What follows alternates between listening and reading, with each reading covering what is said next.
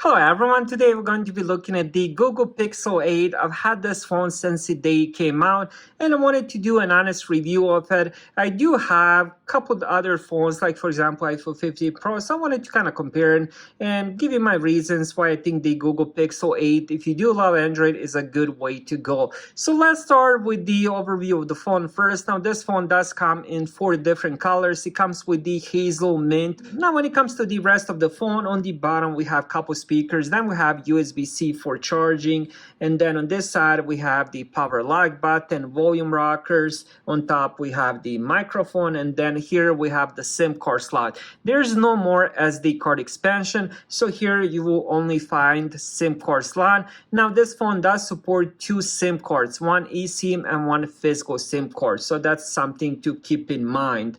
Now let's talk about the display. This has the 6.2-inch OLED display, 1080 x 2400 resolution, 22:9 aspect ratio, 428 pixels per inch. It also supports smooth display, which gives you refresh rate of 60 to 120 hertz refresh rate. So if you do end up playing quite a lot of gaming, the 120 hertz will definitely come in handy.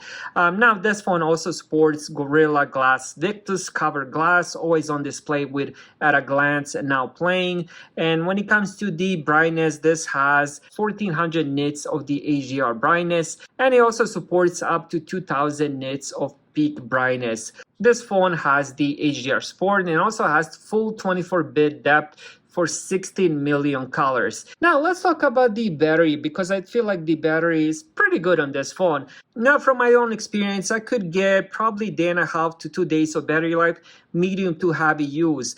Now this phone also supports fast wireless charging, Qi certified. It also has battery share, also supports fast charging, up to 50% charge in about 30 minutes using Google's 30-watt USB charger, which definitely comes separately, doesn't come inside the box. So if you have a 30-watt charger, you can get about 50% in 30 minutes, which is pretty good. Now let's talk about the performance. This comes with the Google Tensor G3 CPU, and I believe that's the CPU that's only in the Google Pixels. I haven't seen that CPU anywhere else. This phone also comes with 8 gigabytes of RAM. If you do end up getting the Pro model, that one comes with 12 gigabytes of RAM, so that's something to keep in mind. Personally, I haven't had any issues. This phone performs really good. I ended up playing quite a lot of games, browsing YouTube, Netflix, video recording and all that. Zero issues, really good performance. I was really thinking about if I should go with the Pixel 8 Pro or the regular Pixel because of that 4 extra gigabytes of RAM. That was my only thought whenever I was getting this phone, so that was the decision what I was trying to make. But to be honest, I'm very happy that I decided to go with the Google Pixel 8, and I'm happy with 8 gigabytes of RAM. The CPU performs really good as well. When it comes to the storage, there's only 2 options, 128 gigabyte or 256 gigabytes. This doesn't support SD card expansion, so make sure you make up your mind before you end up getting the phone, because you won't be able to expand that storage later. Now you can end up using cloud services like I believe Google Drive. They used to offer 100 gigabytes or 1 terabyte per year. I'm not sure if they still offer that, but that's one option. But for me, I decided to go with the 128 gigabytes. I do end up doing few video recordings and stuff like that, but usually I always end up transferring them to my computer, so I don't really have that many 4K videos on my phone. Everything else, it's kind of cloud-based, so I do a lot of YouTube. I do end up, even if I'm doing, for example, Netflix and stuff like that, I don't end up downloading movies to the phone. So everything is kind of online cloud-based. So that's my reasoning for going with the 128 gigabytes. Now, when it comes to unlocking this phone, you do have a few options. So you have fingerprint unlock with under display fingerprint sensor, and that one works most of the time. I don't have any issues. What I ended up doing is I ended up scanning my finger a couple times, my thumb, and now it works, I would say probably 100% of the times. Maybe once in a while, I will have to put my thumb on it couple times, but most of the times it works good. Now this phone also has face unlock, pattern, pin, or password. Now with the fingerprint sensor, you do have to have external, like either you're gonna do pattern, pin, or password, so you do have to have 2. Now, one of the cool things that Google promised is 7 years of OS security and feature drop updates. 7 years is quite a long time, so they did promise they're going to give them many updates, and honestly, I believe them. I don't think they will say 7 years and end up doing 4 or 5 years, because that would be quite a scandal. So I definitely believe 7 years of future updates, and if you do plan on keeping this phone for that long, that's pretty good news. Now, let's talk about the cameras. On the back, we have dual cameras. We have 50 megapixel main camera with the aperture of 1.68, 82% field of view. And then we also have a secondary camera, which is the ultra wide 12 megapixel with autofocus.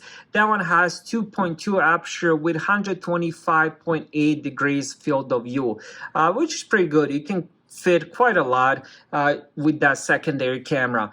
Now, when it comes to the camera features, there's quite a lot of them, and most of them I still haven't tried. I mean, there's quite a lot of things that I'm still learning about this phone. Now, let's talk about those camera features. So it does have Ultra HDR, Magic Editor, Best Take, Macro Focus, Magic Eraser, Photo Unblur, Motion Mode, Real Tone, Face Unblur, Panorama, Manual White Balancing, Locked Folder, Night Sight, astrophotography, top shot, portrait mode, portrait light, super res mode, motion autofocus, frequent faces, dual exposure controls, and live HDR plus.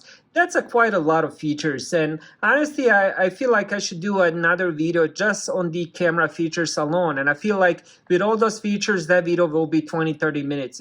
Now, let's talk about the front-facing camera. We have 10.5 megapixel selfie camera, aperture of 2.2. It also has fixed focus and 95 degrees ultra-wide field of view, meaning if you're taking selfies with few friends, you can definitely fit a lot on the screen and on that camera, which is pretty amazing.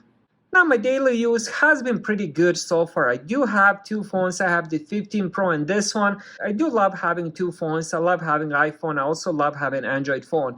I was thinking about which Android phone to get. It was between the S23 or the Google Pixel 8. I decided on the Google Pixel 8 because it did have some stuff that other Androids didn't have, especially the camera features. That was something that kind of made me intrigued and wanted to try it. Overall, this phone does have everything you would need. It has really good performance. It also has a gorgeous OLED display, good battery life, really amazing camera features, really good support as well. Nothing better than having a good support. One of the main reasons why I always end up going with the Apple is because of that support, because of all the updates. On the Android, I noticed after 2-3 years, the update just stopped. So I'm glad Google Pixel finally decided and say, hey, we'll give you 7 years of the updates. So that's definitely good news for all the Pixel users. Overall, really amazing phone, and I would definitely recommend this. Thank you guys for watching.